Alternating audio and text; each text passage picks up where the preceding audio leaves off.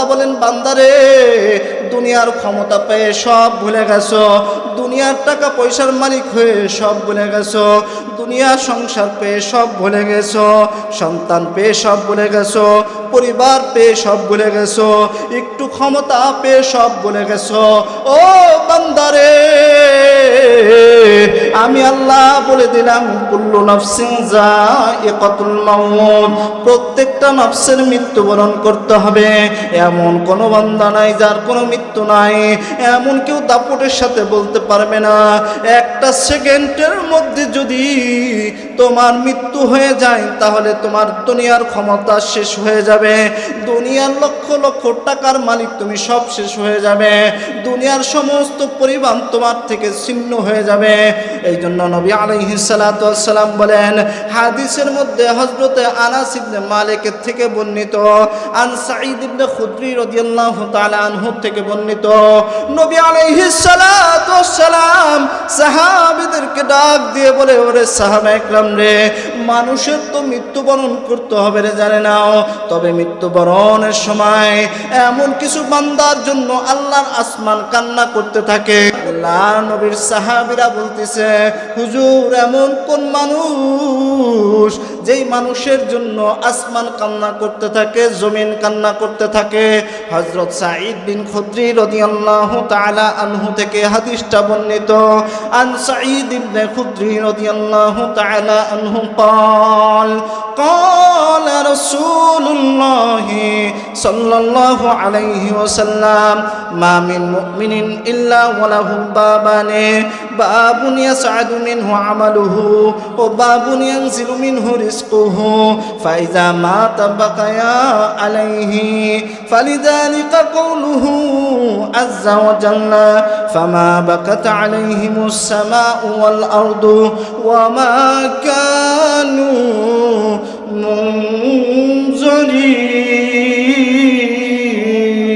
منذرين الله أكبر। নবী আলাইহিস সালাতু ওয়াস সালামের সাহাবী হযরত সাঈদ বিন খুদরি রাদিয়াল্লাহু তাআলা আনহু থেকে হাদিসটা বর্ণিত।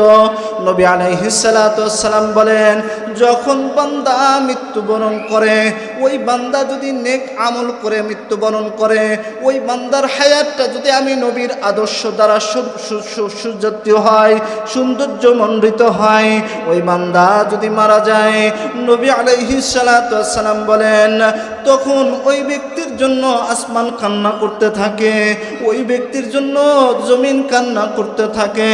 এবার সাহাবা একরাম বলতেছেন ইয়া রাসূলুল্লাহ, এটা যদি নেককার বান্দা হয় তাহলে তো তার জন্য কান্না করবে। এবার গভীরভাবে একটু খেয়াল করেন রে বাবা, আমার জীবনকে আমি কেমনে সাজাইবো একটু চিন্তা করেন, আমার জীবনটা যাইতে যাইতে কোন পর্যায়ে চলে আসছে একটু চিন্তা করেন, কত সময় গুনাহের কাজে ব্যয় করতেছি একটু চিন্তা করেন। আসমান জমিন ওই ব্যক্তির জন্য কান্না করবে। নবী এবার বলে দেন ওরে সাহাবা একরাম, আর যদি ওই বান্দা বদকার হয়, ওই বান্দার জীবনটা যদি গুনায় গুনায় যায়, ওই বান্দা যদি জীবনভর গুনাহ করে, ওই বান্দার জন্য আসমানও কান্না করবে না, জমিনও কান্না করবে না।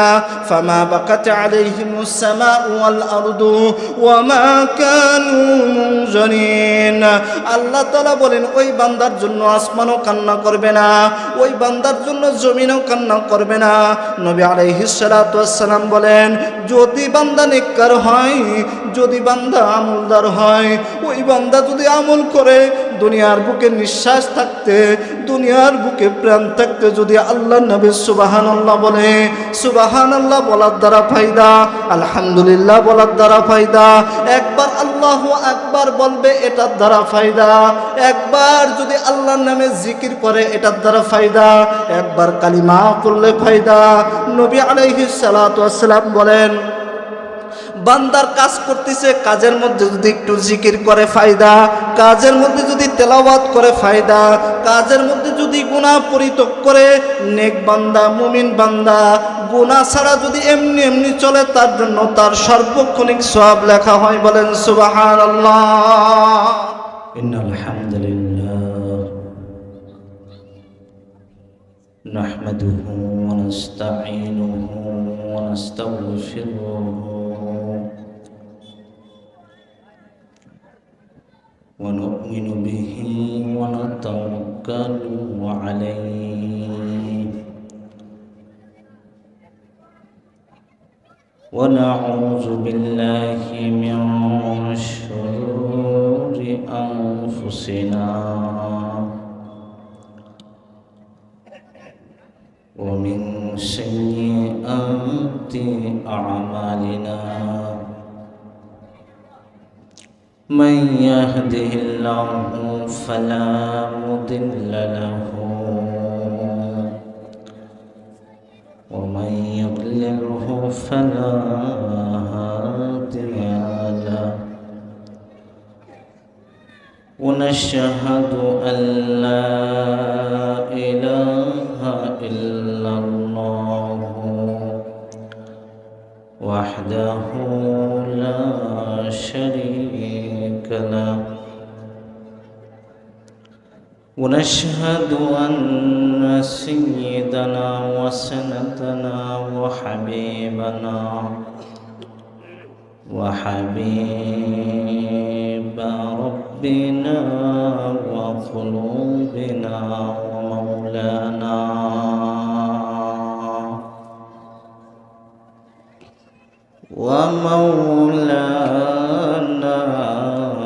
محمدا عبده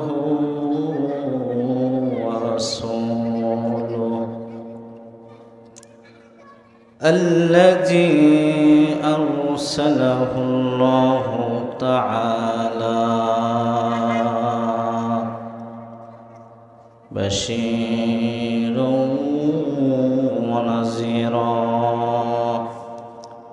وداعيا إلى الله بإذنه وسراجا وقمرا منيرا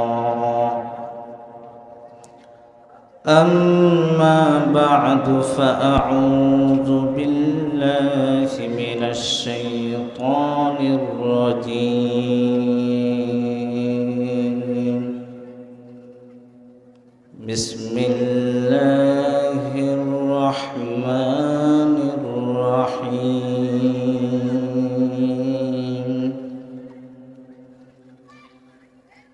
الذي خلق الموت والحياة ليبلوكم أيكم أحسن عملا وهو العزيز الغفور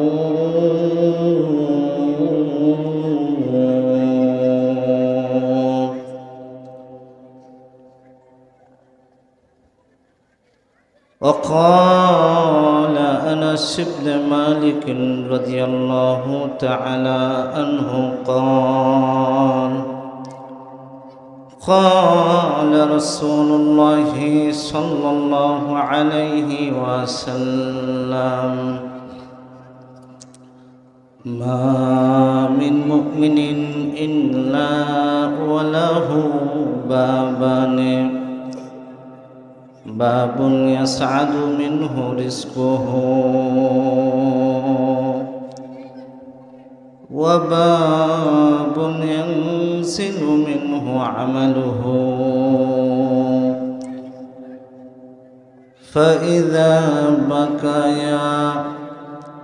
فإذا مات بقيا عليه فلذلك قوله عز وجل فما بكت عليهم السماء والأرض وما كانوا منظرين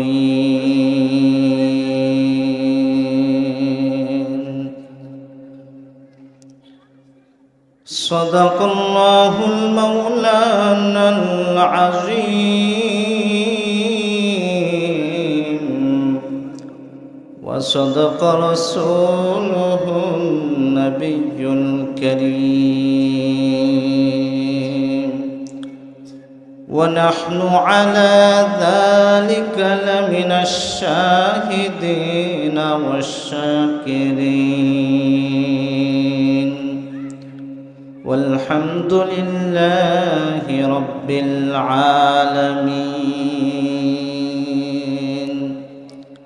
আমরা সকলে একটু জবান খুলে নামাজের মধ্যে যে দুরূদে ইব্রাহিম পাঠ করি ওই দুরূদে ইব্রাহিম পাঠ করো।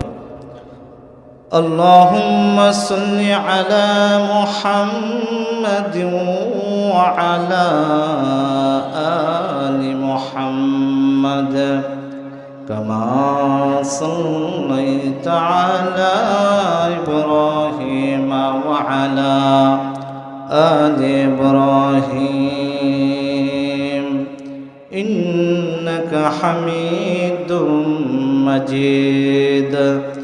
اللهم بارك على محمد وعلى آل محمد كما باركت على إبراهيم وعلى آل إبراهيم إنك حميد مجيد.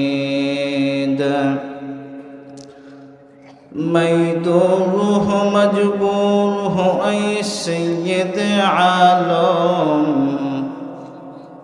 ميدوره مجبوره أي سيد عالم، दीदार दिखाते नहीं आवाज सुना दो,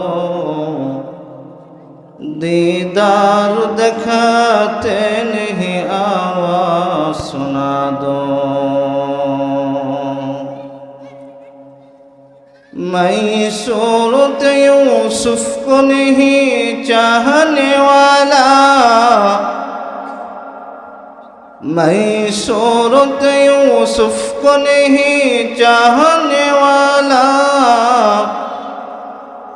मैं का इश्क मानंद नहीं आशिक लैला, मैं का इश्क मानंद नहीं आशिक लैला, इलाहा ইল্লাল্লাহ। একজনের জবানও যেন বন্ধ না থাকে, একেবারে অন্তরস্থল থেকে কালিমাতুত তয়্যিবা আমরা সকলেই তেলাওয়াত করব। কালিমা পড়লে ঈমান বাড়ে না কমে? একটু আওয়াজ করে বলেন তো। আমরা একটু উঁচু আওয়াজে অন্তরস্থল থেকে স্বীকার করে কালিমা তয়্যিবা পাঠ করব। লা ইলাহা لا إله لا إله إلا الله لا إله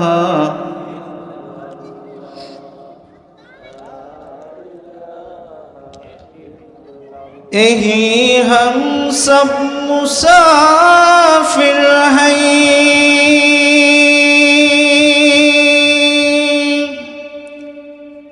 कब्र आखिर ठिकाना,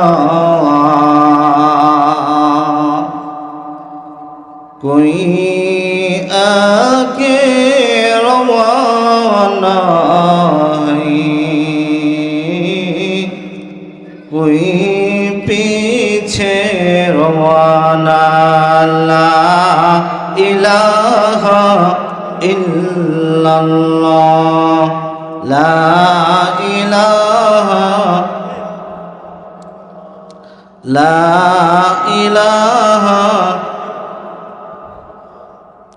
ला इलाहा इल्लल्लाह ला इलाहा। সংসার সংসার কহিরা ভবে গো, ও তুই করলি না বন্দেগি,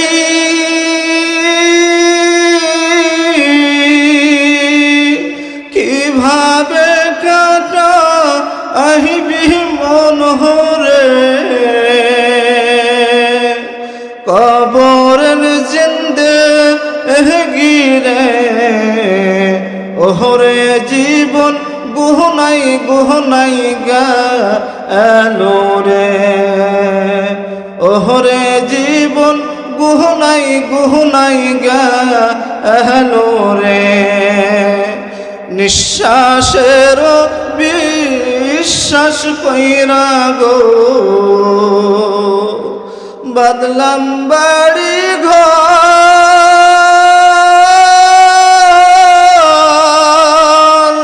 কোন দিন জানি আজ রাইলাই গো সবই করে পর রে, ওহরে জীবন গুহনাই গুহনাই গেলো রে, ওহরে জীবন গুহনাই গুহনাই গেলো রে। কথা বলেন ঠিক না বে ঠিক? 60-70 বছরের জিন্দেগি পার হয়ে গেছে, অনেকের 80 বছর, 90 বছর, 40-50 বছর।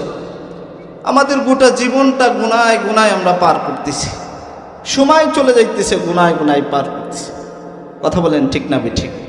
এই জন্য একটু জোরে সোরে আওয়াজ করে আমরা সকলেই আমাদের ঈমানকে নবায়ন করব, নতুন করে কালিমা পড়ে আল্লাহকে সাক্ষী রেখে, নবীকে সাক্ষী রেখে আমরা একটু আওয়াজ করে কালিমা পড়ব, লা ইলাহা ইল্লাল্লাহু মুহাম্মাদুর রাসূলুল্লাহ। সকলে বলি সাল্লাল্লাহু আলাইহি ওয়াসাল্লাম। আলহামদুলিল্লাহ। দারুল উলুম ইসলামিয়া নুরানি মাদ্রাসার চতুর্থ বার্ষিক ওয়াজ ও দোয়ার মাহফিল, 2 দিনব্যাপী মাহফিলের আজকে প্রথম দিন। আমন্ত্রিত অনেক মেহমানবৃন্দ, উদ্বোধক, প্রধান অতিথি, আজকের মাহফিলের সভাপতি মহোদয়, উপস্থিত রয়েছেন আমাদের সকলের মাথার তাজ, আমাদের রাহবার, আমাদের অভিভাবক, মুরব্বী, জাতির শ্রেষ্ঠ সন্তান উলামায়ে ইকরাম। আরও উপস্থিত রয়েছেন আমার বাবাতুল্য শ্রদ্ধেয় মুরব্বিয়ানে আযম, উপস্থিত যুবক ভাইরা, পর্দার অন্তরালে অবস্থিতা আমার সম্মানিতা শ্রদ্ধেয়া মা ও বোনেরা। সর্বপ্রথম আমরা মালিকের দরবারে শুকরিয়া জ্ঞাপন করব, যেই মালিক আমাদেরকে এত সুন্দর একটা মাহফিলের মধ্যে, জান্নাতের বাগানের মধ্যে, আমলের বাগানের মধ্যে, সওয়াবের বাগানের মধ্যে সারা এলাকা থেকে মনোনীত করে এত সুন্দর একটা জায়গার মধ্যে নিজের ব্যক্তিগত, পারিবারিক, সামাজিক, রাষ্ট্রীয়, আন্তর্জাতিক সমস্ত ব্যস্ততা ফেলে আমাদেরকে কবুল করে বসার তৌফিকটুকু দান করেছেন। এই জন্য হৃদয়ের গভীর থেকে সবটুকুন ভালোবাসা উজাড় করে কালিমাতু শুকরিয়া জ্ঞাপন করি, বলি আলহামদুলিল্লাহ। আলহামদুলিল্লাহ আর আওয়াজ হইল না। কতগুলো মানুষ, সকলেও আলহামদুলিল্লাহ বললে এলাকার মানুষ বুঝতো যে না মাহফিল চলতেছে। আলহামদুলিল্লাহ বললে মালিক খুশি হয় না বেজার হয়? একটু আওয়াজ করে বলেন। ওই মালিককে একটু দেখানোর জন্য, আমি যে মালিকের গোলাম, এই জন্য মালিকের প্রশংসা করার দরকার আছে না নাই? একটু জোরে সরে বলেন আল্লাহু আকবার। আর একটু আওয়াজ করে বলেন আল্লাহু আকবার। মাশাআল্লাহ। হাজারো লক্ষ কোটি দরুদ ও সালাম আমাদের প্রিয় সরদার, প্রিয় নবী সৈয়দুল মুরসালিন, আমাদের কলিজার টুকরা হযরত মুহাম্মদ মুস্তাফা আলাইহির রাহমাহ সাল্লাল্লাহু আলাইহি ওয়াসাল্লাম। সম্মানিত উপস্থিতি, যেহেতু অনেক সময় চলে গেছে, আমাদের উদ্ভাবক জনাব আনোয়ার হোসেন তপু ভাই সংক্ষিপ্ত খুব সুন্দর কথা বলে গেছেন। আমাদের আরেক ভাই জনাব প্রধান অতিথি জনাব মোহাম্মদ আব্দুল কাদের ভাই, উনিও খুব চমৎকার সংক্ষিপ্ত আকারে কিছু কথা বলে গেছেন। আসলে কথাগুলো ব্যথার। এত বড় একটা প্যান্ডেল চলতেছে, এই এলাকার প্রত্যেকটা ঘরের মধ্যেই পুরুষ আছে না নাই? প্রত্যেকটা মানুষের কানে দাওয়াত গেছে না নাই? তারপরও কিন্তু এখন লোক পুরো প্যান্ডেল ভরে যাওয়ার কথা। আল্লাহ কিন্তু শুরু থেকে সকলকে কবুল করেন নাই। আর আল্লাহর দিনের জন্য, আল্লাহর প্রিয় হওয়ার জন্য আল্লাহ সকলকে কবুল করেনও না। আমাদেরকে আল্লাহ ছাঁটাই বাছাই করে কবুল করছেন, আমরা খুশি না বেজার? মোহতারাম, আপনাদের এলাকায় ধান লাগায়নি? হ্যাঁ, অনেক জায়গা লাগায়, অনেক জায়গা লাগায় না। আমরা মাঝে মাঝে জামালপুর শেরপুর মাহফিলে যাই, ওইখানে প্রচুর এই ধানের ফসল, প্রচুর পরিমাণ। ওদিকে কিছু কিছু জায়গায় এক ফসল ধানই হয়। আপনারা যারা ধান লাগান বা লাগাইছেন বা লাগায় আশেপাশে, তারা বুঝবেন ধান যখন ছিটায় বা লাগায় তখন শুরুর দিক দিয়ে বেশি হয় না কম হয়? হ্যাঁ, যখন একটু বড় হয় তখন ঘন হয়ে যায় না? পুরো আগাছা ময়লা, তারপরে ঘাস পাতা, আবার কিছু কিছু ছোট ধান বড় ধান মাঝারি ধান মিলে একেবারে কঠিন গজানো গজায়।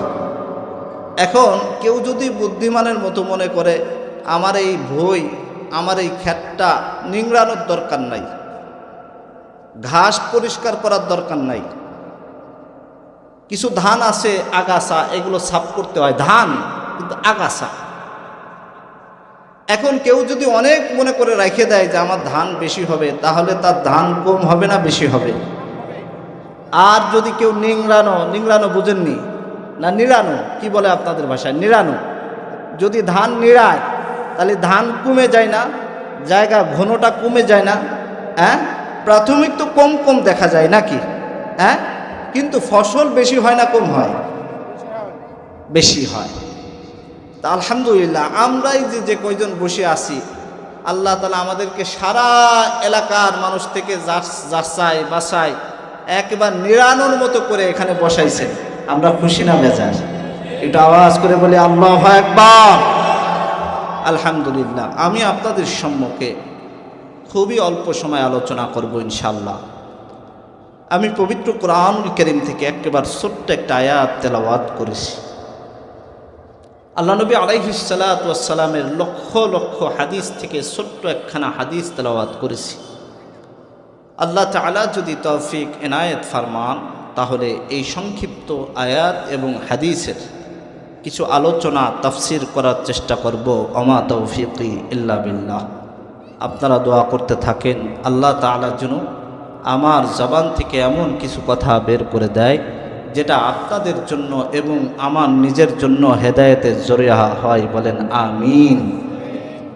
মুহতারাম সম্মানিত হাজিরিন, সারা দুনিয়ার প্রত্যেকটা বিষয় বস্তু, যে কোনো বিষয় দেখেন, সামনে উপস্থাপন করেন, যে কোনো কাজ উপস্থাপন করেন, যে কোনো ব্যবসা শুরু করেন, যে কোনো জায়গা ঘর শুরু করেন, যে কোনো কাজ করেন, কাজের মধ্যে মতনৈক্য থাকে না থাকে?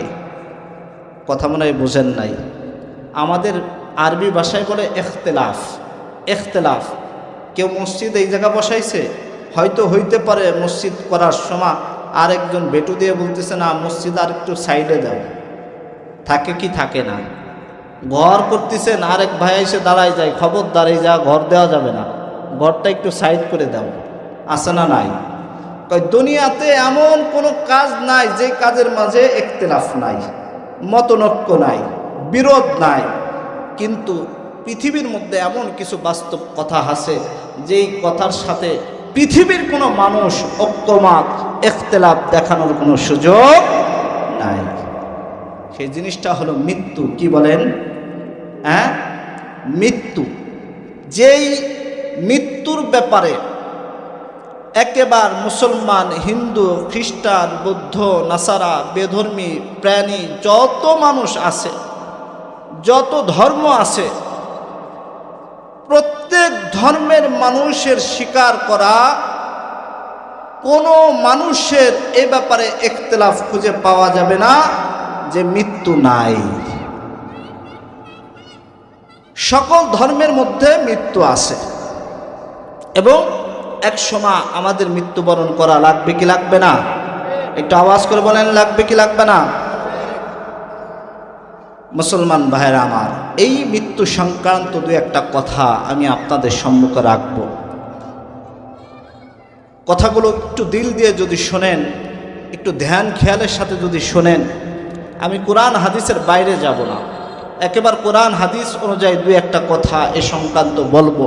ইনশাল্লাহ শুরু থেকে শেষ পর্যন্ত যদি শুনতে পারেন, আমার মনে হয় আমার জীবনের জন্য কাজে লাগবে ইনশাআল্লাহ। মুসলমান ভাইরা আমার, আল্লাহ রাব্বুল আলামিন পবিত্র কুরআনুল কারীমের মধ্যে ছোট্ট একখানা আয়াতের মধ্যে বলে দেন, রব্বুল আলামিন আয়াতের মধ্যে সুন্দর করে বান্দার মুসলমান মুমিন নয়, যত মানুষ আল্লাহ দুনিয়ার মধ্যে পাঠাইছেন সমস্ত মানুষের জন্য বলে দেন।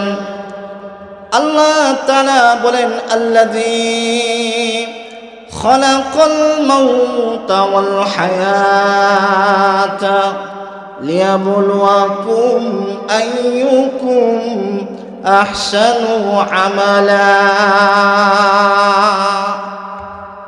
ওয়া হুয়াল আজিজুল গফুর। আল্লাহু আকবার। রব্বুল আলামিন বলে দেন, বান্দারে দিলের কানটা একটু লাগায়া শোনো রে বাবা।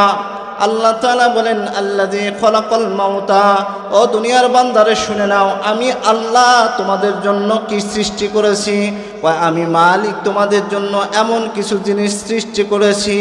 আল্লাযী খলাকাল মাউতা ওয়াল হায়াতা, বান্দারে আমি তোমার মৃত্যু সৃষ্টি করেছি। ও বান্দা, আমি তোমার হায়াত সৃষ্টি করেছি।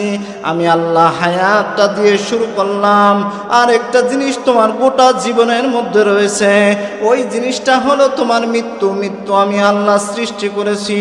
রব্বুল আলামিন ডাক দিয়ে বলেন, নবীরে আপনি আপনার উম্মতদেরকে সুন্দর করে বুঝাই দেন, আপনার উম্মতদেরকে বলে দেন, আল্লাযী খলাকাল মাউতা ওয়াল হায়াতা, আমি আল্লাহ মানুষকে সৃষ্টি করার পরে তার জন্য একটা হায়াত নির্ধারণ করে দিয়েছি। ওই হায়াতের মাঝখানে একটা জীবন পাবে, জীবনের নিদর্শনা, জীবনের দিক নিদর্শনা নবী গো আমি বলে দেব না। ও নবী, ওই হায়াত মউতের মাঝখানে একটা জীবন আছে। হায়াত মউতের মাঝখানের জীবনটা নবী গো আপনি আপনার উম্মতদেরকে সাজায়া দেন।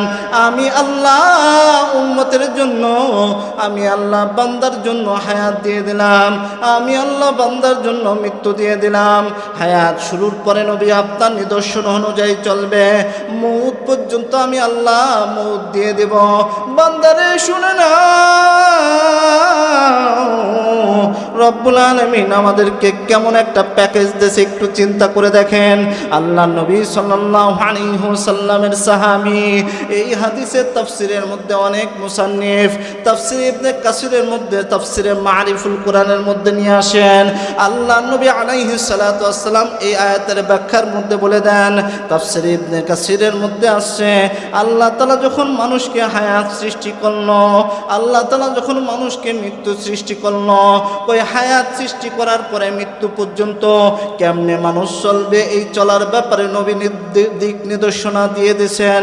ও বান্দা, এবার বোঝার কথা হলো, আল্লাহ পরের আয়াতের মধ্যে বলছেন, আল্লাযী খলাকাল মাউতা ওয়াল হায়াতা লিয়াবলুয়াকুম আইয়ুকুম আহসানু আমালা, লিয়াবলুয়াকুম আইয়ুকুম আহসানু আমালা।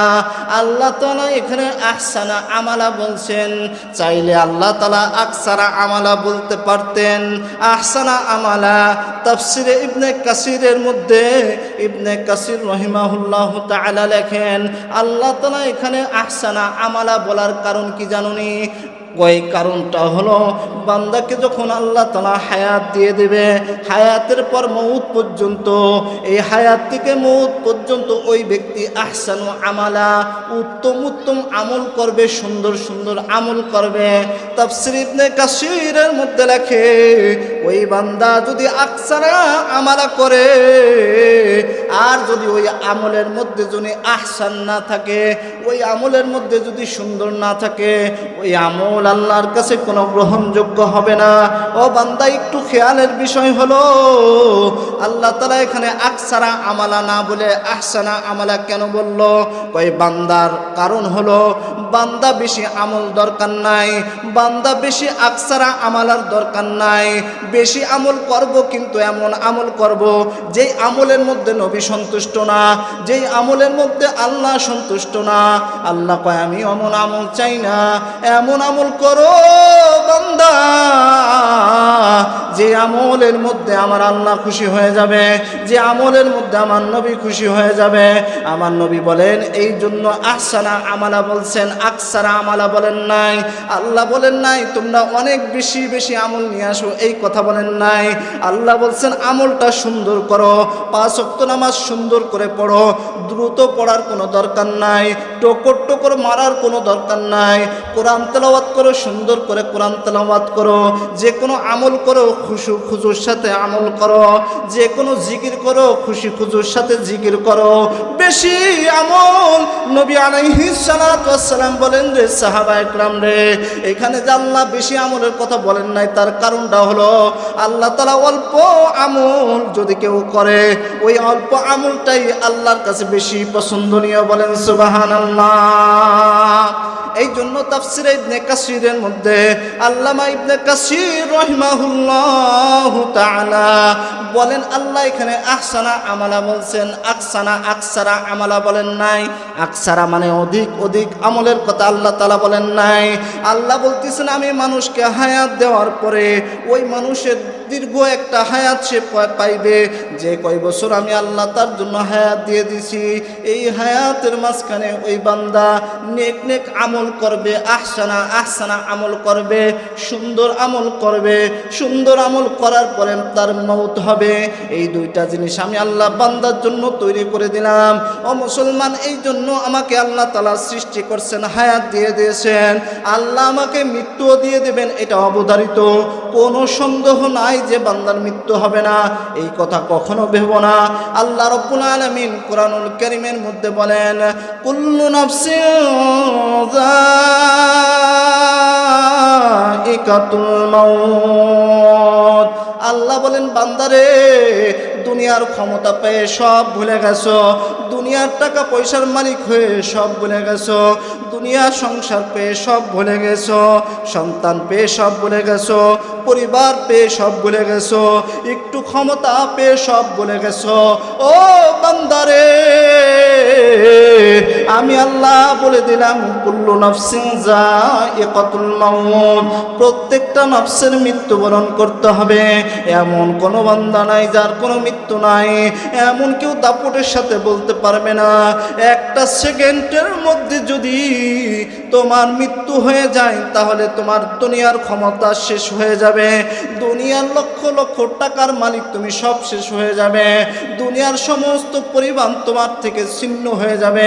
এই জন্য নবী আলাইহিস সালাতু ওয়াস সালাম বলেন হাদিসের মধ্যে হযরতে আনাস ইবনে মালিকের থেকে বর্ণিত, আন সাঈদ ইবনে খুদরি রাদিয়াল্লাহু তাআলা আনহু থেকে বর্ণিত, নবী আলাইহিস সালাতু ওয়াস সালাম সাহাবীদেরকে ডাক দিয়ে বলে ওরে সাহাবায়ে কেরাম রে, মানুষের তো মৃত্যুবরণ করতে হবে রে জানে নাও, তবে মৃত্যুবরণের সময় এমন কিছু বান্দার জন্য আল্লাহর আসমান কান্না করতে থাকে।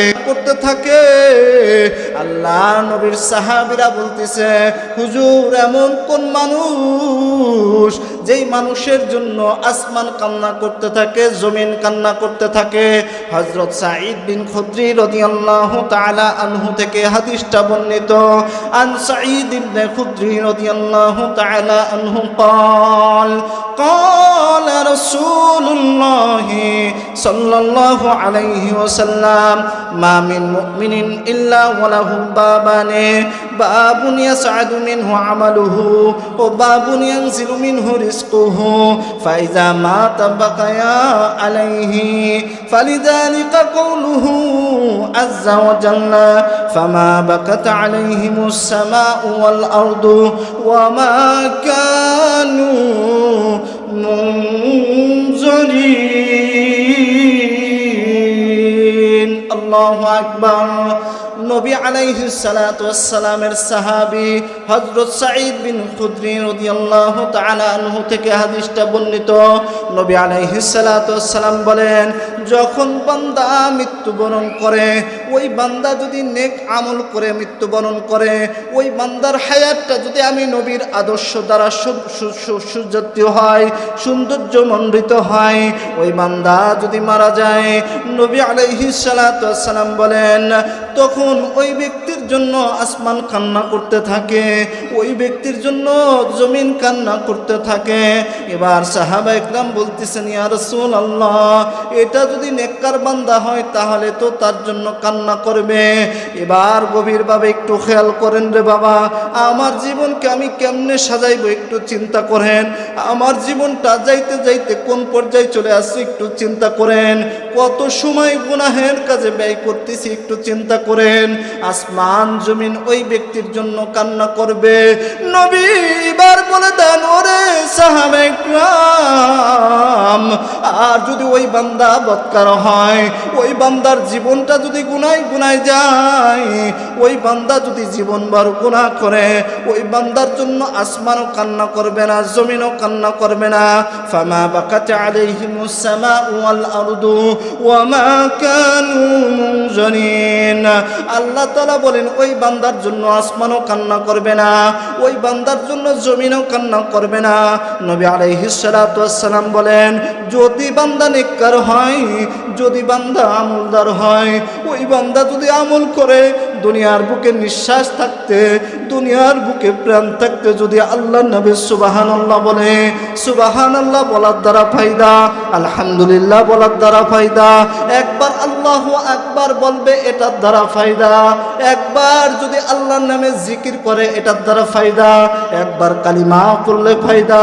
নবী আলাইহিস সালাতু ওয়াস সালাম বলেন, বান্দার কাজ করতেছে, কাজের মধ্যে যদি একটু জিকির করে ফায়দা, কাজের মধ্যে যদি তেলাওয়াত করে ফায়দা, কাজের মধ্যে যদি গুনাহ পরিত্যাগ করে, নেক বান্দা মুমিন বান্দা গুনাহ ছাড়া যদি এমনি এমনি চলে, তার জন্য তার সার্বক্ষণিক সওয়াব লেখা হয়। বলেন সুবহানাল্লাহ।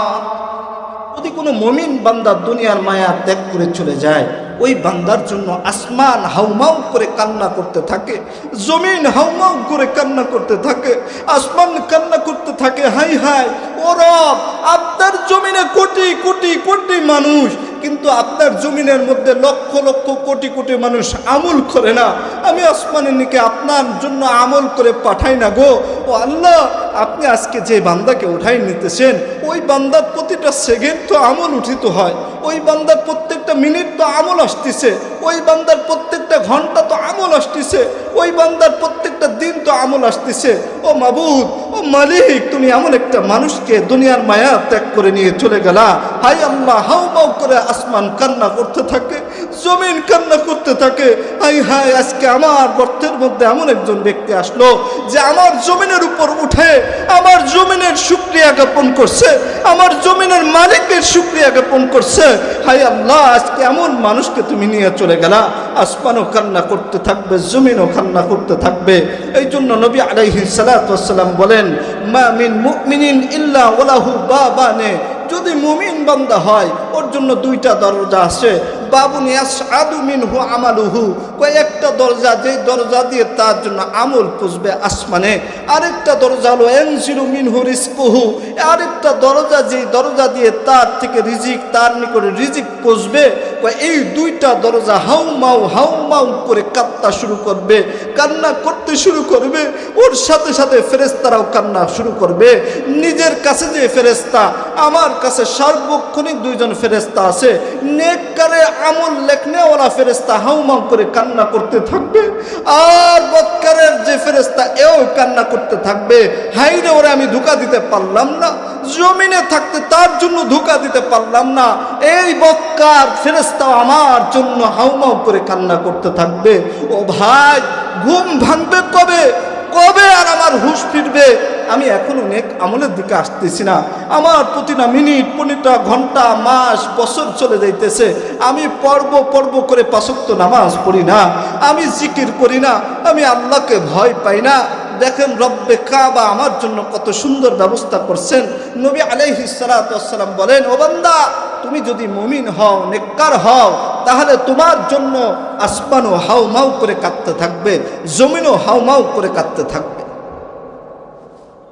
আর যদি বদকার হও, আর যদি নাফরমান হও, আমার মালিকের দেওয়া রিজিক খেয়ে যদি নাফরমানি করো, আমার মালিকের জমিনের উপর দাঁড়াই যদি নাফরমানি করো, আমার মালিক কোরআনুল কারীমের মধ্যে বলেন, ফামা বাকাত আলাইহিমুস সামাউ ওয়াল আরদু ওয়ামা কানু মুনজারিন। ওই ব্যক্তির জন্য আসমানও কান্না করবে না, ওই ব্যক্তির জন্য জমিনও কান্না করবে না। রব্বে কাবা বলেন, ওর জন্য ওয়ামা কানু মুনজারিন, তাকে বিলকুল কোনো সুযোগ দেওয়া হবে না। দেখেন, আমি যদি বদকার হই, একটু দিলটাকে নরম করে দেন। আমার যদি গুনাহ হয়ে যায়, আল্লাহ যদি আমার তকদিরের মধ্যে গুনাহ, আমি যদি গুনাহ করি আর ওই গুনাহ নিয়ে যদি কবরে চলে যায়, তাহলে নবী আলাইহিস সালাতু ওয়াস সালাম কি বলেন একটু শোনেন। সাহাবা ইকরাম আসছেন নবীর দরবারে, নবীর দরবারে এসে বলতেছেন, নবী গো, আপনি আমাদেরকে এমন কিছু আমল শিখায়া দেন, এমন কিছু আমল শিখায়া দেন যে আমলের কারণে আমরা জাহান্নাম থেকে জান্নাতে চলে যাব। নবী আলাইহিস সালাতু ওয়াস সালাম প্রাসঙ্গিক কথা বলে ফেললেন, তোমরা কি জানোনি জাহান্নামের সব থেকে কম কষ্ট কারে দেওয়া হবে? জাহান্নামের শাস্তির বিবরণ কি জানোনি, শুনছনি কোনোদিন? সাহাবা ইকরাম বলতেছেন, ইয়া রাসূলুল্লাহ, ইয়া হাবিবাল্লাহ, আমরা তো কোনোদিন জাহান্নামের কথা, জাহান্নামের আযাবের কথা শুনি নাই। নবী এবার চিৎকার করে ডাক দিয়ে বলে, এ সাহাবা ইকরাম, শুনে নাও তাহলে, জাহান্নামের সব থেকে কম কষ্ট হবে আমার চাচা আবু তালেবের। কার বলেন? নবী আলাইহিস সালাতু ওয়াস সালাম বলেন, যত মানুষ জাহান্নামে যাবে এর থেকে সব থেকে কম কষ্ট আল্লাহ তাআলা নবীর চাচা আবু তালেবকে দেবেন। বলেন, কাকে দেবেন?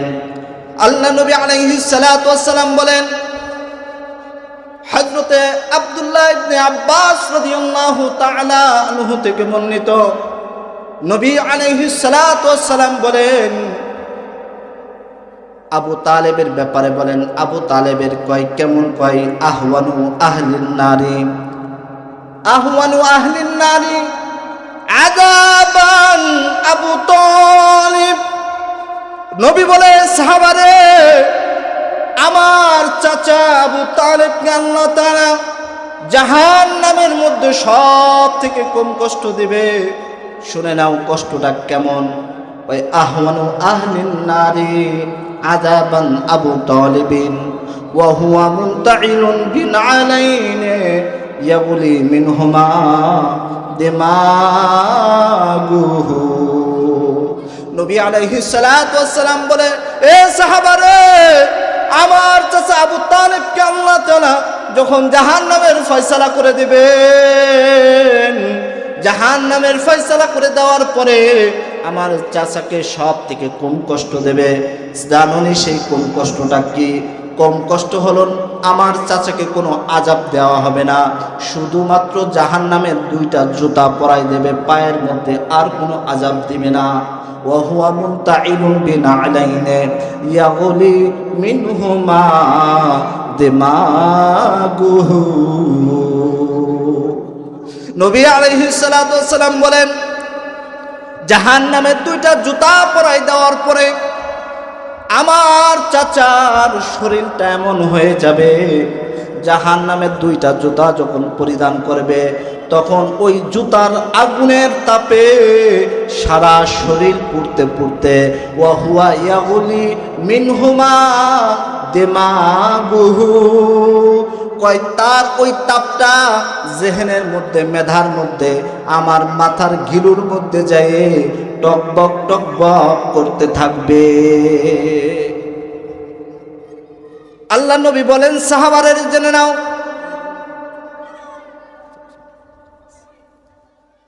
আল্লাহ নবী বলেন শুনে নাও, জাহান্নামের শাস্তির ব্যাপারে নবী বলেন, ও সাহাবারে, আমার চাচার মাথাটা এমন হবে, সারা মাথাটা যেমন আমরা ভাত রান্না করলে ভাত যখন গরম হয়ে যায়, উতলে যায়, টকবক করে কিনা, আমার চাচার মাথার গিলুটা ওই জাহান্নামের জুতার কারণে টকবক টকবক করতে থাকবে। এবার সাহাবীরা বলতেছে, হুজুর তাহলে এটা যদি জাহান্নামের কম শাস্তি হয়, হুজুর তাহলে এর থেকে বেশি কষ্ট কেমন কষ্ট হবে? নবী আলাইহিস সালাতু ওয়াস সালাম বলেন, হাদিস শরীফের মধ্যে হযরত আনাসের থেকে হাদিসটা বর্ণিত, নবী আলাইহিস সালাতু ওয়াস সালাম বলেন, ওয়া হুম ফিহা কালিহুন। আল্লাহ তাআলা কুরআনুল কারীমের মধ্যে বলে দেন, জাহান্নামের মানুষের ফয়সালা হওয়ার পরে একজন মানুষ মৃত্যুবরণ করবে, মৃত্যুর পরে জাহান্নামের ফয়সালা হবে। আল্লাহ নবী বলেন, তার চেহারা দিয়ে আযাব শুরু হয়ে যাবে। এই চেহারা দিয়ে আযাবটা প্রকাশ পাইবে, জাহির হবে। কই কারণ জাহির হবে একটু ভালো করে খেয়াল করেন। বাবারা একটু দিলটা লাগাই দেন, একটু কলবটা লাগাই দেন, দেখেন জাহান্নামের আযাবটা কিভাবে শুরু হবে। নবী আলাইহিস সালাতু ওয়াস সালাম বলেন, ওহুম ফিহা কালিহুন। ওই ব্যক্তির চেহারা এমন বিবস্ব হবে, চেহারার মধ্যে কোনোভাবে তাকানো যাবে না। নবী আলাইহিস সালাতু ওয়াস সালাম বলেন, তাশবিহিন নারি ফাতাকাল্লাসু শাফাতুহুল উলিয়া হাত্তা তাবলুগা ওয়াসাতা রাসিহি।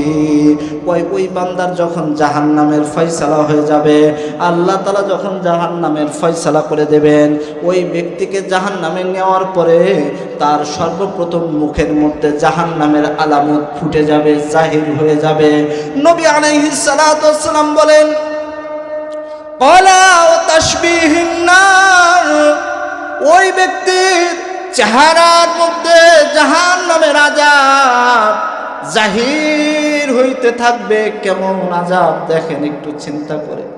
নবী আলাইহিস সালাতু ওয়াস সালাম বলেন, জাহান্নামের আযাবটা এমন হবে, ওই শাফাতুহুল উলিয়া হাত্তা তাবলুগা ওয়াসাতা রাসিহি। ওই ব্যক্তির সামনের উপরের ঠোঁটটা, এই উপরের ঠোঁটটা এই মাথার মাঝখান পর্যন্ত বাড়ি খাইতে থাকবে। এই উপরের ঠোঁটটা, এই উপরের আমার যে ঠোঁট, এই ঠোঁটটা মাথার মাঝখান পর্যন্ত বাড়ি খাইতে থাকবে। নবী আলাইহিস সালাতু ওয়াস সালাম বলেন, নিচের ঠোঁটটা যে, এই নিচের ঠোঁটটা এই নাভির সাথে, ওয়াসাফাতুহুস সুফলা হাত্তা তাজরিবা সুররাতাহু। ওই নিচের ঠোঁটটা তার নাভির সাথে বাড়ি খাইতে থাকবে। কেমন একটা বিবস্ব চেহারা একটু চিন্তা করে দেখেন।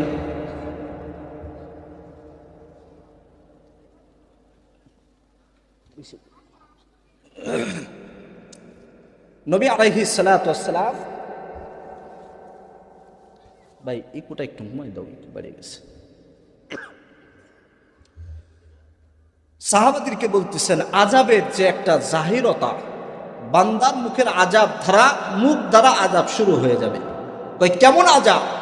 উপরের যে ঠোঁটটা, আমার এই যে উপরের ঠোঁট, বাবা একটু একটু কল্পনা করে দেখি, এই ঠোঁটটা যদি কারো মোটা হয় কেমন দেখা যায়?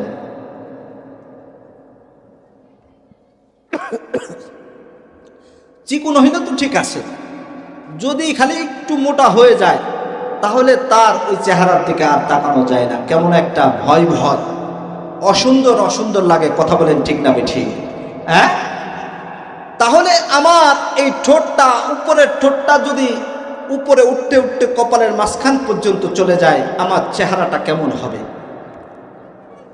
আর যদি নিচের ঠোঁটটা নামতে নামতে যদি নাভির সাথে বাড়ি খাইতে থাকে, আমার চেহারার দশা কেমন হবে? নবী আলাইহিস সালাতু ওয়াস সালাম বলেন, সাহাবারে তোমরা তো শুনতে চাইছো জাহান্নামের আযাব কেমন হবে, জাহান্নামের শাস্তি কেমন হবে শুনতে চাইছো? আল্লাহ তাআলা বান্দার জাহান্নাম শাস্তিটা শুরু করবে তার মুখের এই ঠোঁট দ্বারা। মুখটা এমন হবে,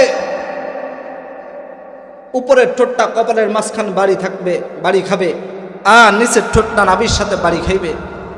এমত অবস্থায় চেহারাটা আগুনে পুড়তে থাকবে। আগুনে পুড়া চেহারা কেমন লাগে একটু কল্পনা করেন। বাবারে, যদি কারো হাতটা পড়ে যায় ওই হাতের দিকে আর তাকানো যায় না। কারো যদি মুখটা পুড়ে যায় ওই মুখের দিকেও তাকানো যায় না। পাটা পুড়ে গেলে পার দিকেও তাকানো যায় না। সারার পরও সারে না। ক্ষত সেরে যায় কিন্তু ওই পোড়া দাগ আর সারে না। আল্লাহ নবী বলেন ওই ব্যক্তির চেহারা, জাহান্নামের আযাব তার চেহারাকে পোড়াইতে থাকবে। চেহারার এমন দশা হবে, উপরের ঠোঁটটা মাঝখান পর্যন্ত বাড়ি খাইতে থাকবে, নিচের ঠোঁটটা নাভি পর্যন্ত বাড়ি খাইতে থাকবে। জাহান্নামের প্রকাশ এইভাবে শুরু হয়ে যাবে। বান্দারে, এই জন্য রব্বুল আলামিন কুরআনুল কারীমের মধ্যে বলে দেন, ইয়া আইয়ুহাল্লাযীনা আমানুত্তাকুল্লাহা হাক্কা তুকাতিহি ওয়া লা তামুতুন্না ইল্লা ওয়া আনতুম মুসলিমুন।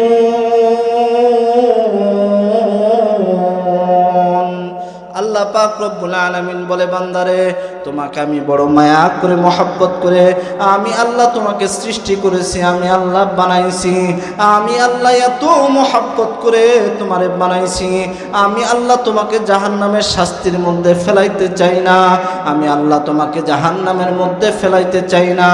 আমি আল্লাহ অনেক বড় দয়ার সাগর, অনেক বড় দয়াবান, অনেক দয়ালু, অনেক রহমশীল। আমি আল্লাহ আমার কুদরতি হাত দ্বারা তোমাকে বানাইলাম।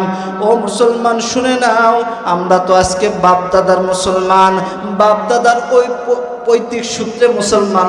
কথা বলেন ঠিক না বেঠিক? আমার বাপ মুসলমান, দাদা মুসলমান, ওই হিসেবে আমি মুসলমান। আসলে মুসলমানের কাজ কি? কয় মুসলমানের কাজ হলো এই মুসলমান তার থেকে কোনো একটা ব্যক্তি কোনোভাবে প্রকাশ, জাহিরি বাতিনি কোনোভাবে কষ্ট পাবে না। এ হলো মুসলমান। এই জন্য রব্বুল আলামিন বলেন, শুনে নাও বান্দারে, আমি তোরে অনেক মায়া করে মহব্বত করে বানাইলাম। ও বান্দা, তোরে জাহান্নামে আমি ফেলাইতে চাই না।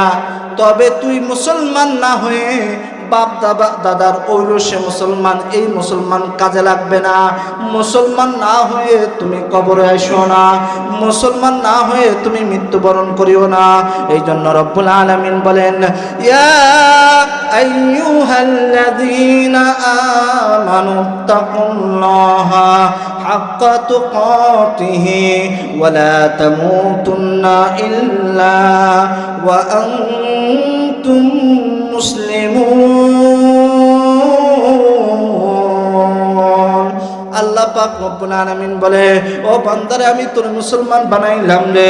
আমি তোরে মুসলমানের ঘরে জন্মদান করিলাম। ও মুসলমান, তুই নামে মুসলমান থাকিস না, কামে মুসলমান থাকিস। তুই প্রকৃত মুসলমান না হয়ে কবরে আসিও না। ওয়ালা, শুনে নাও, আল্লাহ তাআলা বলে, আল্লাহ রাব্বুল আলামিন বারবার আমাদেরকে স্মরণ করাই দেয়, বান্দারে, আমি তোরে মুসলমান বানাইলাম। তবে এই মুসলমানের কাজ কি? আল্লাহ তাআলা বলেন, হাক্কা তুকাতিহি ওয়া লা তামুতুন্না ইল্লা ওয়া আনতুম মুসলিমুন। আল্লাহ কয় মুসলমান না হয়ে কবরে আসিও না। ও বান্দা, একটু চিন্তা করে দেখেন, আল্লাহ তাআলা আমাকে যদি মুসলমান না বানায় হিন্দুর ঘরে পাঠাইতো, আমাকে আল্লাহ তাআলা দুনিয়ার বুক দ্বারা আযাব শুরু করে দিত। আমাকে যদি আল্লাহ তাআলা বেধর্মীদের দলে পাঠাইতো, আমাকে আল্লাহ তাআলা ইহুদের দলেও যদি পাঠাইতে পারতেন, আমাকে আল্লাহ অন্য ধর্মের মধ্যেও পাঠাইতে পারতেন। আল্লাহ পাক রব্বুল আলামিন আমাদেরকে বলেন, তোমরা মুসলমান না হয়ে কবরে আসিও না, মুসলমান হয়ে কবরে আসো। এখন আমরা তো বাপ দাদার সূত্রে মুসলমান, পৈতৃক সূত্রে মুসলমান। রব্বুল আলামিন বলেন, পৈতৃক সূত্রের মুসলমান কবরে কাজে আসবে না। কবরে আসবে কেমন? কয় হাক্কা তুকাতিহি ওয়া লা তামুতুন্না إلا وأنتم مسلمون। আল্লাহ বলেন প্রকৃত মুসলমান কাজে লাগবে, বান্দার একটু ধ্যান খেয়াল লাগাইতে হবে। ও আল্লাহর গোলাম, এই জন্য নবী আলাইহিস সালাতু ওয়াস সালাম নবীর উম্মতের জন্য অনেক নবী আবেদন করছে, কোনো নবী কাজ হয় না। আমরা শ্রেষ্ঠ নবীর শ্রেষ্ঠ উম্মত হতে পেরেছি। নবী আলাইহিস সালাতু ওয়াস সালাম বলেন প্রকৃত মুসলমানের কাজ কি জানো নে? প্রকৃত মুসলমানের কাজ, আর ওই মুসলমান যদি হয়ে কবরে আসো, কবরে আসার সাথে সাথে নবী আলাইহিস সালাতু ওয়াস সালাম বলেন আলবিসুহু মিনাল জান্নাহ, আমার বান্দারে জান্নাতের পোশাক পরিধান করায় দেও। এই জন্য বাবারা আমার সর্বক্ষণিক মৃত্যুর কথা স্মরণ করতে হবে, মরণের কথা আমার অন্তরে অন্তরে কলবে কলবে স্মরণ করতে হবে। বাবারা মহিলারা একটু চাপে চাপে বসি, ইনশাল্লাহ মহিলারা একটু চাপে চাপে বসি, কেউ তাড়াহুড়া না করে, মেহেরবানি করে মহিলারা একটু চাপে চাপে বসি। আল্লাহ নবী আলাইহিস সালাতু ওয়াস সালাম বলতেছেন যদি মুসলমান হয়ে কবরে যাও, কবরের ঘাটিটা যদি কেউ পার করতে পারে তাহলে তার জান্নাত সহজ। বলেন সুবহানাল্লাহ, একটু সুবহানাল্লাহ বলেন না আওয়াজ করে, সুবহানাল্লাহ। একবার সুবহানাল্লাহ বলবেন। নবী আলাইহিস সালাতু ওয়াস সালাম বলেন আল্লাহ তাআলা তার জন্য জান্নাতে এমন বড় একটা বটগাছের ছায়া দেবেন, যেই ছায়াটা আরবের দ্রুতগামী ঘোড়া 500 বছর অতিক্রম করলেও ছায়া শেষ হবে না। বলেন সুবহানাল্লাহ। বাবারে আমার, এই জন্য নবী আলাইহিস সালাতু ওয়াস সালাম বলেন কবরে আসবা, তবে মুসলমান না হয়ে কবরে আসিও না। মুসলমান না হয়ে যদি কবর আসো, এই কবর বড় ভয়ঙ্কর। হযরতে খলিফাতুল মুসলিমিন হযরত উসমান রাদিয়াল্লাহু তাআলা আনহু নবী আলাইহিস সালাতু ওয়াস সালামের দুই মেয়ের জামাতা কেমন ব্যক্তি ছিলেন চিন্তা করে দেখেন। আশআরে মুবাশশারা ছিলেন উসমান রাদিয়াল্লাহু তাআলা আনহু। কবরের পাশে দাঁড়ায়া দাঁড়ায়া কান্না করতেছেন, দাড়ি মোবারক ভিজে গেছে। অন্য সাহাবা ডাক দিয়ে বলে, রে উসমান তোর কি হয়েছে রে, আজকে এত বেশি বেশি কান্না করো, ঘটনা কি, কারণ কি? উসমান রাদিয়াল্লাহু তাআলা আনহু বলতেছে আমি কবরের পাশে দাঁড়ায়া কান্না করি এই জন্য, কবর বড় ভয়ঙ্কর রে। এই কবর যদি কেউ প্রথমে পার করতে পারে তার সমস্ত আখিরাতের রাস্তা সহজ হয়ে যাবে, আর যদি কবর পার না হইতে পারে তার জন্য আখিরাতের প্রত্যেকটা জায়গা ভয়ঙ্কর হবে। নবী আলাইহিস সালাতু ওয়াস সালাম বলেন না কবরটা কারো জন্য জান্নাতের টুকরা, অথবা এই কবরটা জাহান্নামের টুকরা। আল কবরু ইম্মা রাউজাতুম মিন রিয়াজিল জান্নাহ ওয়া ইম্মা হুফরাতুম মিন হুফারিন নার। কয় কবরটা কারো জন্য জাহান্নামের গর্ত, কবরটা কারো জন্য জান্নাতের গর্ত হবে। ও মুসলমান, এই জন্য নবী আলাইহিস সালাতু ওয়াস সালাম বলে দেন শুনে রাখো মৃত্যুর কথা বেশি বেশি স্মরণ করো, কবরের আযাবের কথা স্মরণ করো, আখিরাতের ওই দিনের কথা স্মরণ করো। নবী আলাইহিস সালাতু ওয়াস সালাম বলেন আজকে ক্ষমতার লোভে মৃত্যুর কথা ভুলে গেছো, আজকে ক্ষমতার লোভে মৃত্যুর কথা স্মরণে থাকে না, টাকা পয়সার কারণে মৃত্যুর কথা স্মরণ থাকে না। আমার ক্ষমতা পাওয়ার আসার পরে আমি মৃত্যুকে এমনভাবে ভুলে গেছি, মৃত্যুর আর কোনো স্মরণ নাই। আল্লাহ তাআলা কুরআনুল কারীমের মধ্যে বলেন আইনামা তাকুনু ইউদরিকুমুল মাউতু ওয়ালাউ কুনতুম ফি বুরুজিম মুশাইয়াদা। আল্লাহ তাআলা কুরআনুল কারীমের মধ্যে বলে দেন মৃত্যু তুমি যেখানে যাবা ওইখানে তোমাকে গ্রাস করবে, ধরে ফেলবে। যদিও তুমি সুদূর দুর্গের মধ্যে পালাও, ওই দুর্গের মধ্য থেকে মৃত্যু তোমাকে পাকড়াও করবে, ধরে ফেলবে। ও মুসলমান, আজকে দুনিয়ার ক্ষমতার মোহে পড়ে, দুনিয়ার টাকার মোহে পড়ে, অর্থ সম্পদ বিল্ডিংয়ের মোহে পড়ে, ব্যবসা বাণিজ্য ব্যাংক ব্যালেন্সের মোহে পড়ে মৃত্যুর কথা ভুলে গেছো। বাবারে মৃত্যু কারোর জন্য মৃত্যু একটা সেকেন্ড অপেক্ষা করবে না, কারোর জন্য কোনো অবকাশ দেবে না। আজরাইল যখন আসবে একটা সেকেন্ড আমাকে সুযোগ দেবে না। মৃত্যুর কথা বেশি বেশি স্মরণ করে ঈমান বাড়াইতে হবে।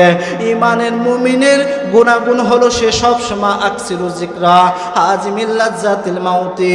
ওই ব্যক্তি মৃত্যুর কথা বেশি বেশি স্মরণ করবে, সে হলো মুমিনের গুণাবলীর মধ্যে অন্যতম গুণ। মৃত্যুর কথা বেশি বেশি বেশি স্মরণ করে মৃত্যুর জন্য সামানা তৈরি করবে। এই সামানা নিয়ে সে ওই কবরের পথে চলে যাবে, আখিরাতের পথে চলে যাবে। বাবারে এই জন্য আল্লাহ তাআলা বলে দেন, যদি মৃত্যুর ভয়ে তুমি দুর্গের মধ্যে পলাও, তাহলেও মৃত্যু তোমার ওই দুর্গের মধ্যে চলে যাবে। দুর্গটা এমন বস্তু আপনারা হয়তো অনেকে বুঝবেন না। দুর্গটা হলো যুদ্ধের সময় দুর্গের মধ্যে আশ্রয় গ্রহণ করে, ওর মধ্যে প্রবেশ করা সম্ভব হয় না। আল্লাহ বলে যদি ওই দুর্গের মধ্যে পলাও, আল্লাহ তাআলা ওই জায়গাও মৃত্যুর আজরাইল ফেরেশতা চলে যাবে, মালাকুল মাউত চলে যাবে। এই জন্য তাফসিরে ইবনে কাসিরের মধ্যে এই আয়াতের ব্যাখ্যার মধ্যে ইবনে কাসির রাহিমাহুল্লাহ তাআলা তাফসিরে মারিফুল কোরআনের মধ্যে আল্লামা শফি সাহেব রাহমাতুল্লাহি আলাইহি একটা ঘটনা নিয়ে আসেন, ছোট্ট একটা ঘটনা রে বাবা, একটু দিলটা কান দিয়ে শুনবেন। জৈনক এক মহিলা ছিলেন, এক মহিলা শহরের মধ্যে বাস করত। ওই মহিলার একটা গোলাম ছিল। গোলাম মহিলার একদিন বাচ্চা প্রসব করছে, বাচ্চা জন্ম দিয়েছে, মেয়ে সন্তান। কি সন্তান বলেন? একটা মেয়ে সন্তান জন্ম দিয়েছে। মেয়ে সন্তান জন্ম দেওয়ার পরে গোলামকে ডাক দিয়েছে। গোলামকে ডাক দিয়ে বলতেছে, রে গোলাম, আমি তো একটা কন্যা সন্তান ভূমিষ্ঠ করেছি, আমার জন্য তুমি একটু আগুনের প্রয়োজন, আগুনের ব্যবস্থা করে নিয়ে আসো, দ্রুত যাও একটু আগুন নিয়ে আসো, আমার খুব আগুনের প্রয়োজন। ও বাবা, আজকে তো আমরা বাচ্চা আমাদের হইলেই কোনো সমস্যা হইলে সিজার, কথা বলেন ঠিক না ঠিক? বাচ্চা প্রসব করার সময় আগুনের দরকার হয়, হওয়ার পরে আগুনের দরকার হয়। কিন্তু আজকাল আমরা যত ফাড়া ছাড়া, কিছু হইলেই হসপিটালে দৌড়াই, সিজার, 99% সিজার, কথা বলেন ঠিক না ঠিক? ফাইলে সাইডে আমরা ভালোভাবে বের করবো না, যত ফাড়া ছাড়া আছে, যত ফাড়া দেওয়া যায় ওই ফাইলে সাইডে আমরা ব্যবহার করি, বের করি, নিয়ে আসি। মুসা আলাইহিস সালাতু ওয়াস সালাম শ্বশুর বাড়ির থেকে নিজের বাড়ি যাইতেছেন, প্রতিমধ্যে স্ত্রীর প্রসব বেদনা শুরু হয়ে গেছে মুসা আলাইহিস সালাতু ওয়াস সালাম। তো দূরে পাহাড়ের মধ্যে দেখে যে আগুন জ্বলতেছে, আগুন। তো মুসা আলাইহিস সালাতু ওয়াস সালাম আগুন আনতে যায়, দেখে ওটা আসলে মূলত আগুন না, ওইটা হলো নবুয়তের আগুন। কিসের আগুন? নবুয়তের আগুন। তো বিবির প্রসব বেদনা হইছে, বাচ্চা হবে, এই জন্য আগুন আনতে গেছে। আজকে তো আগুনের মাসালাই নাই, হইলেই ব্যাস সিজার, হসপিটাল যাই। ডাক্তারদেরও মাশাআল্লাহ একটা ভালো ব্যবসার সুযোগ। গেলেই পুরো বলে বাচ্চা পানি নাই, পানি শূন্য, বাচ্চা প্রসব করে দিছে, পায়খানা করে দিছে, বাচ্চার এই সমস্যা, ঠান্ডা লেগে গেছে, এক্ষুনি সিজার করতে হবে, নালে বাচ্চা মা কাউকে বাঁচানো সম্ভব হবে না। মহব্বতে পড়ে আমরা বাধ্য হই সিজার করতে, কথা বলেন ঠিক না ঠিক? মহিলা বলতেছে, গোলাম আমার একটু আগুন লাগবে। আরে গোলাম, আমার তো কন্যা সন্তান হয়েছে, যারে একটু আসলো। তখন ওই ব্যক্তি ডাক দিয়ে বলে, তুমি কোথায় যাও? কয় আমি যাই আগুন আনতে। আগুন কয় কিসের জন্য? কয় আমার মনিবের, আমার যে মালিক তার কন্যা সন্তান হয়েছে তার জন্য আগুন লাগবে। এবার ওই বৃদ্ধ বাবা ডাক দিয়ে বলে, এরে গোলাম শুনে নাও, আমি তোমার মনিবের দুইটা ভবিষ্যৎবাণী বলে দেই। তোমার মনিবের যে মেয়েটা হয়েছে, এই মেয়েটা 100 পুরুষের ঈমান নষ্ট করবে, 100 পুরুষের সাথে জিনার কাজ করবে, 100 পুরুষের সাথে ব্যভিচারের কাজ করবে। এ গোলাম, এই মেয়ের ভবিষ্যৎবাণীর মধ্যে আরেকটা ভবিষ্যৎবাণী হলো, শুনে নাও, এই মেয়েকে একটা মাকড়সা কামড় দিয়ে মেরে ফেলবে। তার একটা মাকড়সার, ছোট্ট একটা মাকড়সার কামড়ে সে মৃত্যুবরণ করবে। এবার ওই যুবকের মধ্যে, মনের মধ্যে ভয় ঢুকে গেছে, হাই হাই, এই মেয়ে যদি বড় হয় 100টা যুবককে আল্লাহ ব্যভিচারের গুনায় জাহান্নামে পাঠাইবে। না রে না রে না, আমার বিন্দু পরিমাণ ঈমান থাকতে আমি এই মেয়েকে জমিনে নিঃশ্বাস ছাড়তে দেব না, আমি এই মেয়েকে হায়াত বাড়াইতে দেব না। এরপর সাথে সাথে গোলাম যায় ওই মেয়েটার পেটের মধ্যে একটা পুষ মারে 2 ভাগ করে ফেলছে, দৌড়ায় পালায়ন করছে। হাই হাই রে, আমি তো মেয়েকে হত্যা করে ফেললাম, আমাকে এখন ধরতে পারলে তো আমার ফাঁসি হয়ে যাবে, আমার কঠিন শাস্তি হবে। গোলাম দৌড়ে চলে গেছে। এদিকে মা এই অবস্থায় দেখে তাড়াতাড়ি একটা সুই সুতা নিয়ে সেলাই করে ওই অবস্থায় ডাক্তারের কাছে নিয়ে গেছে। আল্লাহ ওর হায়াত বাড়াই বাড়াই দিছে, কারণ হলো ও মৃত্যুবরণ করবে একটা মাকড়সার কামড়ে। ও বাবা ভালো করে খেয়াল করবেন, ওদিকে গোলাম ভয়ে চলে গেছে দেশ ছেড়ে আরেক দেশে যাওয়ার পরে সে কাজ শুরু করে দিয়েছে। এমন কাজ শুরু করছে, কর্মটি উদ্যমী হয়ে গেছে, অনেক টাকা পয়সার মালিক হয়ে গেছে। এখন দেশে এসে বলতেছে আমার তো বিবাহের দরকার, এই অঞ্চলের মধ্যে, এই শহরের মধ্যে সব থেকে সুন্দরী রূপসী মেয়ে আমার জন্য বাছাই করো, আমার জন্য ছাঁটাই করো, আমি সব থেকে সুন্দরী মেয়ে আমি তাকে বিবাহ করব। এবার মানুষ লেগে গেছে, তার টাকা আছে, সম্পদ আছে, সব থেকে সুন্দরী মেয়ে কাকে পাওয়া যায়? তাফসিরে ইবনে কাসিরের মধ্যে লেখে আল্লামা শফি সাহেব রহমতুল্লাহ আলাইহি মারিফুল কোরআনের মধ্যে ঘটনাটা নিয়ে আসছে। বাবার একটু ধ্যান খেয়াল দিয়ে মন দিয়ে শুনতে হবে কথাটা। এরপরে যখন মেয়ে খোঁজা শুরু করলো, একজন খবর দিল এই শহরের মধ্যে সব থেকে সুন্দরী মেয়ের কথা, সুন্দরী মেয়ের তথ্য সংবাদ দিল। সেই তথ্য সংবাদ অনুযায়ী বিবাহ বন্ধনে আবদ্ধ হয়ে গেল। বাসর রাতের মধ্যে মেয়ে বলতেছে, রে বাবা যুবক, এই যুবক আমি তো তোমাকে এই শহরে আগে কখনো দেখি নাই।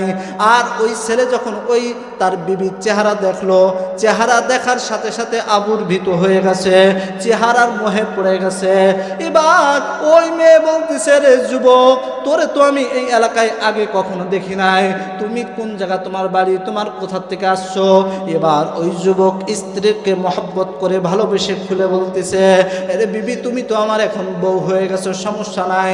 আমি একসময় গরিব ছিলাম, আমি এক মনিবের আন্ডারে কাজ করতাম, আমার মালিকের মেয়েকে আমি হত্যা করে আমি পেটের মধ্যে ছুরি মেরে আমি পলায়ন করে চলে গেছি দূরের শহরে। আমি এরপরে ওই শহরে যে অনেক টাকা পয়সা কামাই করে বড়লোক হয়েছি। এবার ওই মেয়ে বলতেছে, আরে যুবক তুমি কি জানো ওই মেয়েটাকে? না আমি জানি না। ওই মেয়েটাই হলাম আমি, মেয়ে আমি সেই মেয়ে। এবার নিজের পেটের কাপড় সরাই দিয়ে বলতেছে, যুবক দেখো আমি সেই মেয়ে। এবার যুবক দেখে হ্যাঁ সত্যি তার পেটে একটা দাগ আছে, এখনো সারে নাই। এবার যুবক বলতেছে, মেরে এ আমার বউ বিবি রে, এবার শুনে নাও, আমি তো দুইজন, একজন বৃদ্ধা বাবার কাছে, একজন দরবেশের কাছে তোমার জন্য দুইটা ভবিষ্যদ্বাণী শুনছিলাম, দুইটা কথা শুনছিলাম। এক নাম্বার হলো তুমি 100 যুবককে ব্যভিচারে লিপ্ত করাবা, 100 যুবকের ঈমান নষ্ট করবা। আর একটা ভবিষ্যদ্বাণী রয়েছে। এবার ওই মেয়ে বলতেছে, স্বামী গো আমি জীবনে অনেক গুনাহ করেছি, অনেক পাপাচার করেছি, তবে তাফসীরের মধ্যে লেখছে 100 কিনা সন্দেহ। ওই মেয়ে বলতেছে, স্বামী গো আমি 100 কিনা জানি না, তবে অসংখ্য অসংখ্য মেয়ে ছেলের সাথে আমি জিনা করেছি। এবার যুবক বলে, না না রে, তাহলে ওই বৃদ্ধ বাবার কথা ভুল হইতে পারে না, 100-র বেশি তুমি জিনা করেছো। তবে বলতেছে, বিবি রে তবে আরেকটা সমস্যা, তুমি যে জিনা করেছো, কয় যুবক রে আমার যখন বিবাহের কথা শুরু হইল, আমি তখন তওবা ইস্তেগফার করে তোমার বিবাহের জন্য সব কিছু ছেড়ে দিয়েছি, আল্লাহর কাছে ঈমান এনে নিজের পিছনের গুনাহের জন্য তওবা করেছি, জীবনে আর কোনোদিন গুনাহ করব না, এরকম তওবা করতেছি। এবার ওই যুবক ওই চেহারার মোহে পড়ে তার কথা মেনে, ঠিক আছে ওর সমস্যা নাই, তবে আরেকটা ভবিষ্যদ্বাণী আছে, সেটা হলো তোমাকে একটা মাকড়সা কামড় দিয়ে মেরে ফেলবে। এবার ওই মেয়েটা বলতেছে, স্বামী রে তোমার তো কোটি কোটি টাকা, টাকার কোনো শেষ নাই, ওরে স্বামী তুমি আমার জন্য এমন একটা ঘর বানাও যেই ঘরের মধ্যে একটা পিঁপড়াও ঢুকতে পারবে না, যেই ঘরের মধ্যে মাকড়সাটা দূরের কথা একটা পিঁপড়াও ঢুকতে পারবে না। এবার বিবির আবদার রাখার জন্য সুন্দর করে একটা কাচের ঘর বানাইছে, ঘর ওই বিবির জন্য ঘর বানাইছে যাতে মাকড়সা দূরের কথা একটা পিঁপড়াও যেন ওই ঘরের মধ্যে না যায়। এরপরে ওই ঘর বানানোর পরে সংসার শুরু করে দিয়েছে। অল্প কিছুদিনের মধ্যেই দেখে উপরে একটা মাকড়সা দেখা যায়। এবার বউ ডাক দিয়ে বলে, স্বামী রে ওই যে উপরে যে মাকড়সা দেখা যায়, ওই মাকড়সার কামড়েই কি আমার মৃত্যু হবে? এবার স্বামী বলতেছে, ওই বৃদ্ধ বাবার কথা অনুযায়ী ওই মাকড়সার কামড়েই তো মরার কথা। এবার ওই বউ বলতেছে, একটুক মাকড়সা, তার কামড়ে কি মৃত্যুবরণ হবে? এটা সম্ভব নেই। ওই মাকড়সাটাকে নিয়ে দ্রুত পায়ের মধ্যে এনে পিষে ফেলছে, একেবারে পিষে মারিয়ে ফেলছে। মারার পরে ওই সামান্য একটু বিষ তার মাথার আঙ্গুলের, তাফসিরের কিতাবের মধ্যে আছে আঙ্গুলের মাঝখানে সামান্য একটু বিষ ঢুকে গেছে, ওই সামান্য বিষে তার ওই মৃত্যুবরণ হয়েছে। এই জন্য রব্বুল আলামিন বলেন আইনামা তাকুনু ইদরিকুমুল মাউতু ওয়ালাউ কুনতুম ফি বুরুজিম মুশাইয়াদা। তোমার মৃত্যু যেখানে লেখা আছে ওইখানেই তোমার মৃত্যু হবে, যেখানেই তুমি পালাও মৃত্যু তোমার ওইখানে চলে যাবে। এই জন্য কবি বলেন না মাউতু কাসিম যায় গাফিল, মাউতু কাসিম जाएगा फिर इख्तिताम जिंदगी,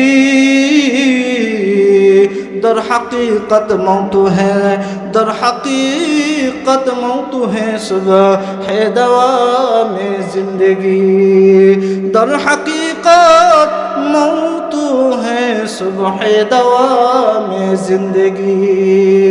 मौत का सिंह कुल्लु नासिन शारिबु, मौतु कासिन कुल्लु नासिन शारिबु, कब्र बैतिन कुल्लु नासिन दाखिलु। मरण থেকে তুমি যতই পালাও মরণ তোমায় লইবে ঘিরি, যদিও সুদূর আকাশ পানে পালাও সেথাই লাগিয়ে সিঁড়ি, যদিও সুদূর আকাশ পানে পালাও সেথাই লাগিয়ে সিঁড়ি। কথা বলেন ঠিক না বেঠিক? এই জন্য বাবারে আমার মৃত্যুর স্বাদ গ্রহণ করাই লাগবে। আল্লাহ তাআলা বলেন মৃত্যুর কথা শুনে নাও। নবী আলাইহিস সালাতু ওয়াস সালাম মৃত্যুর কথা বারবার স্মরণ করার কথা বলছেন। আল্লাহর নবী বলেন আকসিরু যিকরা হাজিমিল লাজ্জাতিল মাউত, মৃত্যুর কথা মুমিন বেশি বেশি স্মরণ করো। মৃত্যু এমন একটা জিনিস যেই জিনিসটা কারোর জন্য বিলকুল একটা সেকেন্ড অপেক্ষা করবে না, একটা মিনিটও অপেক্ষা করবে না। মৃত্যুর সময় আসার সাথে সাথে আমার হাজারো কাজ থাক, হাজারো প্রয়োজন থাক, একটা প্রয়োজন দুনিয়ার আমার কোনো কাজে লাগবে না। ও বাবা, এই জন্য মৃত্যুর কথা বেশি বেশি স্মরণ করতে হবে। আল্লাহ তাআলা কুরআনুল কারীমের মধ্যে বলেন না কুল্লু মান আলাইহা ফান, আল্লাহ তাআলা বলেন সব কিছু ধ্বংস হয়ে যাবে। দুনিয়াতে যা কিছু আছে এমন কোনো জিনিস দুনিয়ায় অবশিষ্ট থাকবে না, সব কিছু ধ্বংস হয়ে যাবে। শুধুমাত্র জালাল ওই রব্বুল আলামিনের, ওই আল্লাহ তাআলার ওই কুদরতি মোবারক, ওই আল্লাহর দেহ মোবারক বিশিষ্ট আল্লাহ তাআলাই একমাত্র অবশিষ্ট থাকবে। এমনকি মালাকুল মউতেরও মৃত্যুবরণ করতে হবে। ও বাবা, একটু ভালো করে খেয়াল করবেন। হযরত ঈসা আলাইহিস সালাতু ওয়াস সালাম একদা কবরের পাশ দিয়ে যাইতেছিলেন, প্রতিমধ্যে একজন বৃদ্ধ মহিলা কান্না করতেছেন। ঈসা আলাইহিস সালাতু ওয়াস সালাম ডাক দিয়ে বলে, ও বৃদ্ধ মা, এই কবরের পাশে দাঁড়ায়া কেন কান্না করতেছো? এবার বৃদ্ধ মা বলতেছে, ঈসা রে, আমি কান্না করি, আমার ছোট্ট একটা মেয়ে ইন্তেকাল করছে কয়েকদিন আগে, মেয়ের শোকে আমি তো কান্না করি। আমার মেয়েটা অল্প কয়েকটা বছর জীবিত থাকার পরে মৃত্যুবরণ করছে। ঈসা রে, তুমি তো আল্লাহর প্রিয় নবী, তোমার কথা তো মৃত মানুষ জীবিত হয়ে যায়। ও ঈসা, তুমি যদি আমার মেয়েকে জীবিত করে দাও, আমি আর কোনোদিনও কান্না করব না। তোমার সামনে ওয়াদা করলাম, আমার মেয়েটাকে একটু জীবিত করে দাও, আমি আমার মেয়ের সাথে একটু কথা বলবো। ঈসা আলাইহিস সালাতু ওয়াস সালাম ডাক দিয়ে বললেন, ইয়া ফুলানা কুম বিইذনিল্লাহ, এ মেয়ে কবর থেকে উঠে যাও, কবরের মধ্যে আর থেকো না। বিইذনিল্লাহ, আল্লাহর হুকুমে কবর থেকে উঠে যাও। এবার কবর থেকে উঠে গেছে ওই মেয়েটা। উঠার পরে ওই মা দেখে বলে, রে কলিজার টুকরা মেয়ে, তুমি তো অল্প বয়সে মারা গেছো, আমার ছোট্ট একটা মেয়ে, তোমার কেমনে তোমার এই চুলগুলো পেকে গেল? তোমার তো চুল পাকার কথা না এই কয়েকটা দিনের মধ্যে। এবার ওই মেয়ে বলতেছে, মাগো, কেন তুমি আমাকে ঈসার মাধ্যমে আমাকে কবর থেকে উঠাইলা? ও মা, কেন তুমি আমাকে কবর থেকে উঠাইলা গো মা?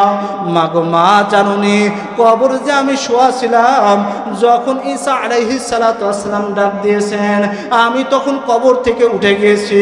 কবর থেকে উঠার সময় মৃত্যুর যে একটা যন্ত্রণা, মা গো মৃত্যুর যন্ত্রণার কথা যখন আমার জেহেনে আসলো, মা আমি কবরে থাকা অবস্থায় আমার চুলগুলো কাঁচা ছিল, আমার চুলের মধ্যে কোনো পরিবর্তন আসে নাই। মারে আমাকে যখন আল্লাহর হুকুমে উঠানো হইল, আমার দুনিয়ার জীবনে যখন আবার দ্বিতীয়বার মৃত্যুবরণ করব, এই কষ্টর ওর কথা চিন্তা করে আমার মাথার সমস্ত চুলগুলো পেকে গেছে।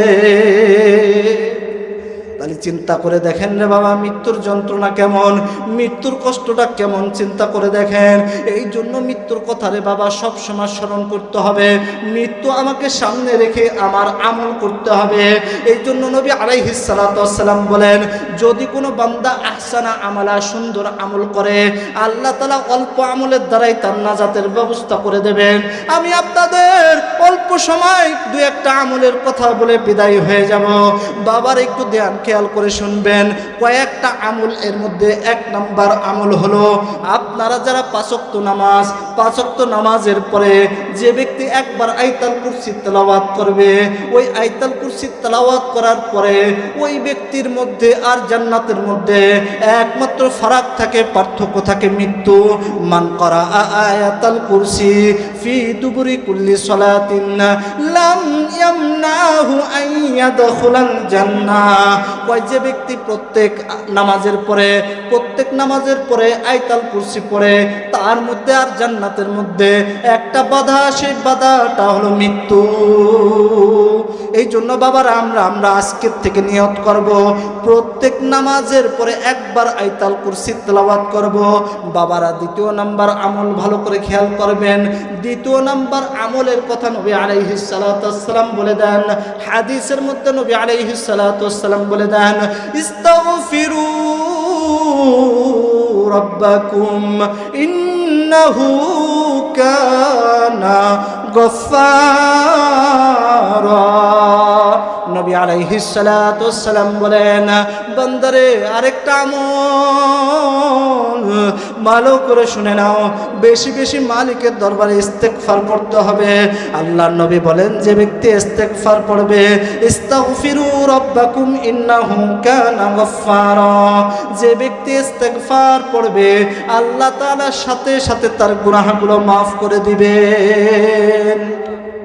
একটু আওয়াজ করে বলেন না সুবহানাল্লাহ। বাবারে ইস্তেগফারের আরো কিছু আমল শুনেন, যদি ইস্তেগফার পড়ে সাথে সাথে তার গুনাহ মাফ হয়ে যাবে। নবী আলাইহিস সালাতু ওয়াস সালাম বলেন, যদি ইস্তেগফার পড়ে আস্তাগফিরুল্লাহ রব্বি মিন কুল্লি জামবি ওয়া আতুবু ইলাইহি, এই ইস্তেগফারের আমল যদি কেউ করে, আল্লাহ তাআলা তার ঘরের থেকে রিজিকের অভাব দূর করে দেবেন। ইস্তেগফারের বেশি বেশি আমল করলে আল্লাহ তাআলা ওই ঘরের থেকে রিজিকের অভাব দূর করে দেবেন। এরপরে যদি কেউ ইস্তেগফার পড়ে, আল্লাহ তাআলা ওই ঘর থেকে যত অশান্তি আছে দূর করে দেবেন, মনের অশান্তি দূর করে দেবেন, ব্যবসায় বরকত দিয়ে দেবেন, ব্যবসার মধ্যে বরকত হইতেছে না, আল্লাহ তাআলা বরকত বাড়াই দেবেন। কিন্তু ইস্তেগফারের আমল চালু করতে হবে।